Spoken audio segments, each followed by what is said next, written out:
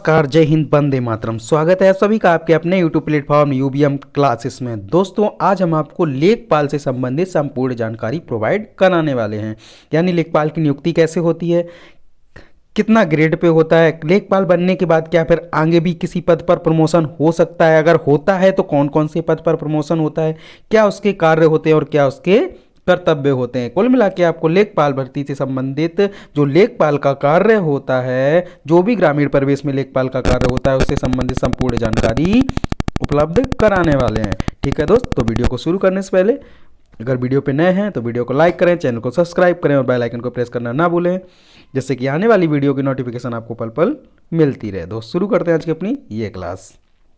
जैसा कि हमने बताया आपको, आज हम प्रोवाइड क्या करने वाले हैं आपको लेखपाल से संबंधित संपूर्ण जानकारी।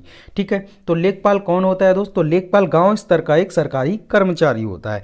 होता सरकारी है लेकिन काम कहाँ करता है? तो गांव स्तर पे करता है, क्योंकि संपूर्ण जो जमीन वगैरह होती है वो कहाँ पे सारा लेखा जोखा किसके पास होता है? तो लेखपाल के पास होता है। तो लेखपाल क्या होता है? गांव स्तर का एक सरकारी कर्मचारी होता है। लेखपाल गांव स्तर का सरकारी प्रतिनिधि होता है। 1906 से पहले तक क्या होता था दोस्तों, जो गांव होते थे ना, तो वहीं से उसका वेतन वगैरह होता था, वहीं से सारा कलेक्ट करके और लेखपाल को दिया जाता था। एक तरीके से कहें कि सरकारी कर्मचारी उस टाइम पर नहीं होता था, ये एक तरीके से गांव स्तर पे रहता था, जिसका पूरा जो वेतन होता था वो गांव पर ही कलेक्ट करके गांव के लोग ही दिया करते थे। लेकिन अब इसको सरकार द्वारा वेतन दिया जाता है। इसके अधिकार में एक या दो गाँव आते हैं, जिसको हम लोग मौजा बोलते हैं ना। तो मौजे में जितने गाँव आते हैं वो लगभग एक लेखपाल के अंतर्गत, या कभी कभी क्या होता है जब मौजा बड़ा होता है तो एक या दो गांव ही दिए जाते हैं, जिससे कि सहूलियत बनी रहे डाटा को कलेक्ट करने में। ठीक है दोस्त, और एक दो क्वेश्चन है उनको भी लेके चलते हैं। जैसे कि कुछ दोस्त मेरे बोल रहे थे, कमेंट आ रहे थे मेरे पास में कि सर लेखपाल बनने के बाद क्या अगले अगर पद पर किस पद पर प्रमोशन हो सकता है, अगर हो सकता है तो कितने दिनों बाद? देखो दोस्त, 2017 से पहले, जब 2017 से पहले क्या होता था कि आपको किसी भी टाइम पर 1 या 2 साल में या 3-4 साल में आपका प्रमोशन आगे कर दिया जाता था। लेकिन 2017 के बाद से क्या है कि आपको कम से कम 5 साल, कितने साल? कम से कम 5 साल तक तो आपको किसके? लेखपाल के पद पर ही रहना होगा। कितने साल तक? 5 साल तक, कम से कम 5 साल तक कार्य आपको लेखपाल के पद पर ही करना होगा। इसके बाद अगर आप जब 5 साल हो जाएंगे, इसके बाद आपको क्या है कि कानून गो बनाया जा सकता है। क्या? कानून गो।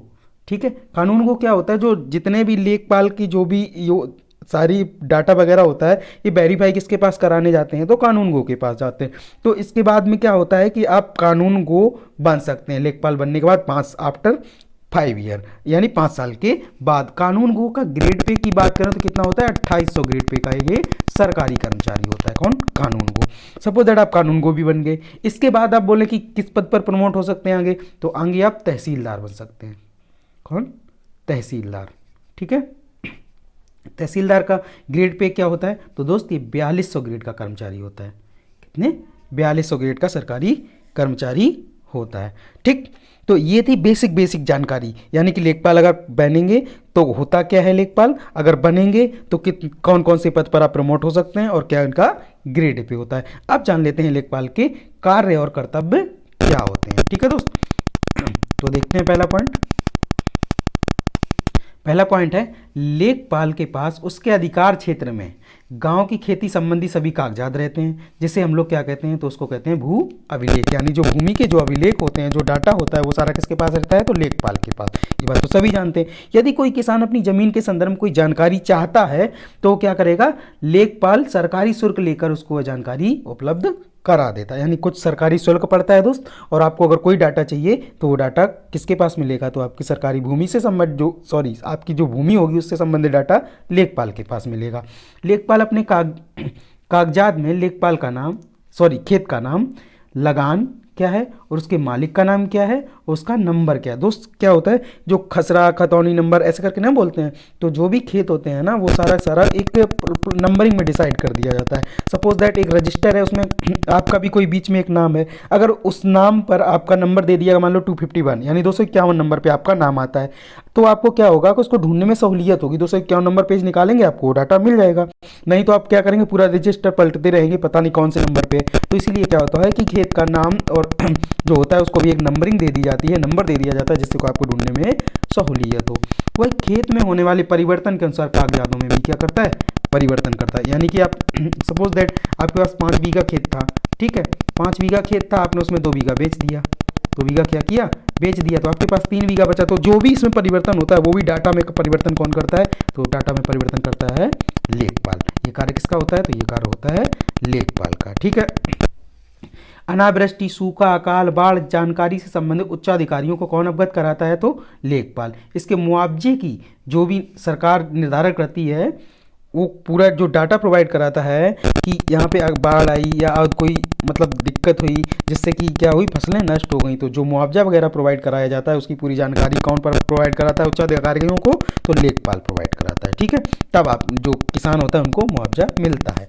लेखपाल के पास प्रत्येक गांव का नक्शा होता है। इस नक्शे में गांव, खेत, सड़कें, नदी, तालाब, मकान आदि अंकित होते हैं। यानी कहाँ पे सड़कें हैं, कहते हैं ना कहाँ पे चक रोड है, बुलाओ नपाना है, कहाँ पे निकल रहा है, तो वो सारी जानकारियाँ किसके पास होती है, पूरा मैप, पूरा डाटा किसके पास होता है, तो वो पूरा डाटा किसके पास रहता है, लेखपाल के पास। इस नक्शे में खेत का क्षेत्रफल दिया होता है, इसमें उसका नंबर भी लिखा होता है। खेत का नंबर की मदद से खेत की पहचानने में क्या होता है, आसानी। दोस्त मैंने इससे पहले इससे संबंधित जानकारी में पहले ही बोल चुका हूँ आपको, क्या होता है उससे आसानी होती है, खेत को ढूंढने में आसानी हो जाती है।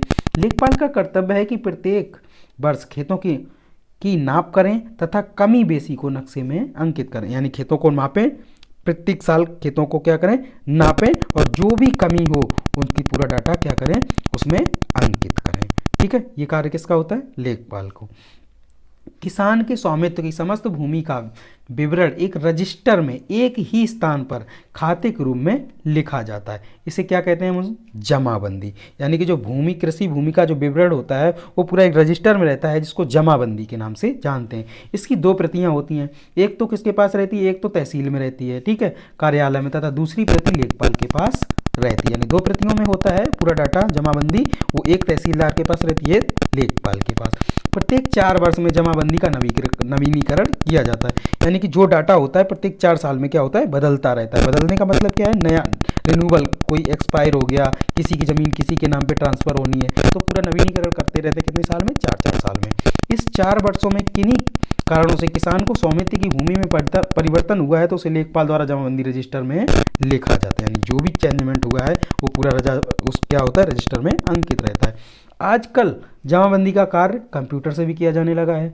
इसे कम से कम समय में ही किसान अपनी भूमि संबंधी आंकड़ों की जानकारी प्राप्त कर लेते हैं। दोस्त इसका क्या मतलब, इसका मतलब ये है कि जैसे कि आप खसरा खतौनी नंबर लेके जाते हैं तो क्या होता है, सिस्टम पे नहीं कहते हैं कि हमारा खतौनी निकाल दो, तो जाता है आपका नाम से भी निकल आता है, नंबर से भी निकल आता है, रकबा नंबर भी होता है ना, खसरा नंबर भी होता है। तो उसके आंख देख के आप वहाँ से क्या करते हैं, कहाँ, CSC सेंटर से, है ना, कॉमन सर्विस सेंटर से, यानी जन सेवा केंद्र से भी आप की डाटा प्रोवाइड करा दिया जाता है, आपको वहाँ से भी डाटा मिल जाता है, ठीक है। तो वही बात बोल रहा है। अगला पॉइंट देखते हैं। अगला पॉइंट क्या है, थोड़ी सी कुछ अलग से इंफॉर्मेशन है। क्या है, जब कृषि भूमि का आवासीय या व्यावसायिक प्रयोग होता है तो उसे भूमि को रूपांतरण करना आवश्यक होता है। यानी जब किसी भूमि का व्यावसायिक, जो आवासीय भूमि या व्यावसायिक प्रयोग किया जाता है तो उसको क्या कहता है, भूमि रूपांतरण करना आवश्यक होता है। कृषि भूमि के गैर कृषि भूमि में बदलाव को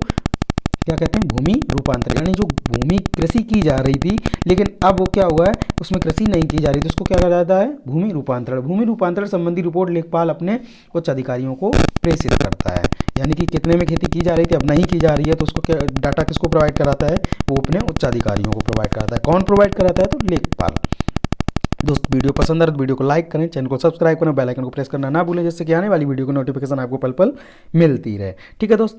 अगला पॉइंट क्या है, लेखपाल तहसील से आदेश का कागज प्राप्त होने पर अभिलेखों की प्रतियां प्रमाणित करेगा तथा डाक किसको भेजेगा, तहसील को। यानी कि जो भी डाटा में चेंज होता है उसको क्या करेगा, पहले जो लेखपाल होगा उसको क्या करेगा, डाटा को वेरीफाई करेगा। वेरीफाई करने के बाद में उसकी जीरोक्स होती, जो प्रतियां होंगी वो किसको भेजेगा, तो वो तहसील को भेजेगा।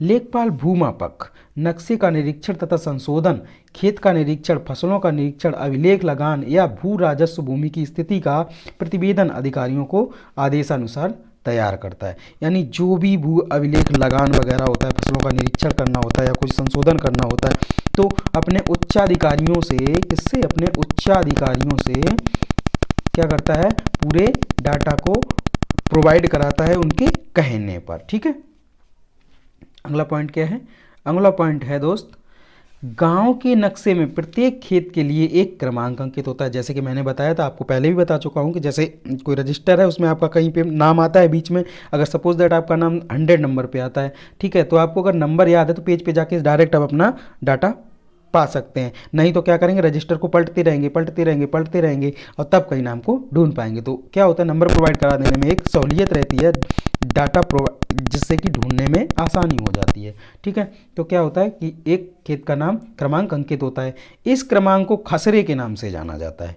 खसरा, जिस खसरा कहते हैं, खसरे के नाम से जाना जाता है। लेखपाल प्रत्येक वर्ष बोई गई फसलों की जानकारी को इस खसरे में क्या करता है, दर्ज करता है। इसी आधार पर सरकार प्रत्येक फसल के अंतर्गत बोए गए खेत का, यानी जो क्षेत्रफल जितना बोया जाता है उसकी जानकारी पाता है। ठीक है, इससे पता लग पाती, यानी कि क्या होता है कि प्रत्येक हो, चाहे रबी की फसल हो, अपने हल्के के ग्रामों के लिए खतौनी मौजावार तैयार की जाती है। मौजा क्या होता है दोस्त, मैंने शुरू में भी बताया था, मौजा क्या होता है, ग्राम पंचायत होती है, उसी के अंतर्गत कुछ गांव लगते हैं, 1 या 2 या 3 गांव को मिलाकर क्या बनता है, मौजा बनता है। तो इसकी जो खतौनी होती है वो किसके हिसाब से तैयार की जाती है, तो खतौनी मौजावार तैयार की जाती है। ठीक है दोस्त, इस क्लास में इतना ही था। आशा करता हूँ कि वीडियो पसंद आया होगा। अगर वीडियो पसंद आया है तो वीडियो को लाइक करें, चैनल को सब्सक्राइब करें और बेल आइकन प्रेस करना ना भूलें, जिससे कि आने वाली वीडियो की नोटिफिकेशन आपको मिलती रहे। वीडियो देखने के लिए बहुत बहुत धन्यवाद। ठीक है, अगले वीडियो में फिर मिलेंगे, तब तक के लिए सभी साथियों को नमस्कार, जय हिंद।